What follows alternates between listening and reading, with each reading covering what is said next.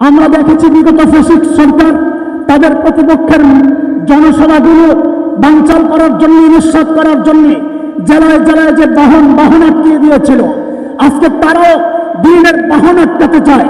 ওদেরকে একটা কথাই শুনিয়ে দিতে চাই, শেখুল হিন্দের রুহানি সন্তানরা এই সমস্ত হুমকি ধমকিতে ভয় পায় না। যারা দ্বীনের জন্য জীবন দিতে প্রস্তুত তাদেরকে হুমকি দিও না।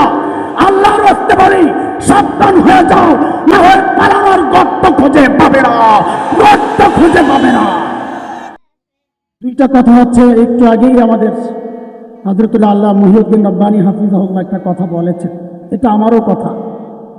সবাই শুধু একটাই বলে, আজকে তাঁতিরা যারা, তারাও প্রশাসনের কাছে গিয়ে বলেছে তারা বৈষম্যের শিকার। আমি তো বলি বৈষম্যের শিকার আমরা সারা দেশের তাবলীগের সাথী কর্মী সব মিলিয়ে আমাদের পার্সেন্ট যদি হিসাব করা হয়, ওরা 5%ও না, 100 ভাগের 5 ভাগ। সেই হিসেবে আমি মনে করি ইজতেমার মাঠের বন্টন ওই রকমই হওয়া দরকার ছিল, যে ওরা ইজতেমার মাঠে যাবে 20 বছর পরে একবার,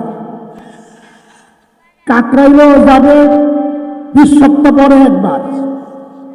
কিন্তু আমরা একটু সুযোগ দিয়ে দেখেছিলাম যে ওরা কি করে, দেখি যে না সমান সমান চায়।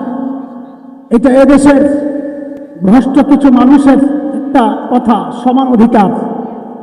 ইসলাম কখনো সমান অধিকারকে সাপোর্ট করে না, ইসলাম সাপোর্ট করেছে ন্যায্য অধিকারের। আজকে সেই ন্যায্য অধিকারটাই আমরা চাই।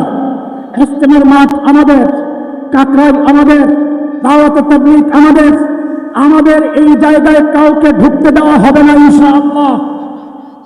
ওয়ারাসাতুল আম্বিয়া, নবীর দ্বীনের ওয়ারিস যারা, সারা জীবন আমরা দেখেছি ইসলামের ইতিহাসে তারাই বাতিলের টার্গেট হয়েছে, কারণ তারাই হচ্ছে দ্বীনের বাহক।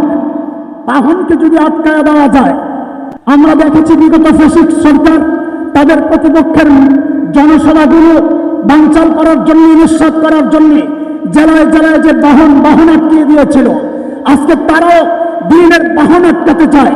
ওদেরকে একটা কথাই শুনিয়ে দিতে চাই, শেখুল হিন্দের রুহানি সন্তানরা এই সমস্ত হুমকি ধমকিতে ভয় পায় না।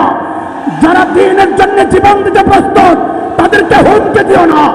আল্লাহর রাস্তে বলি, সাবধান হয়ে যাও, না হয় পালানোর গর্ত খুঁজে পাবে না, গর্ত খুঁজে পাবে না।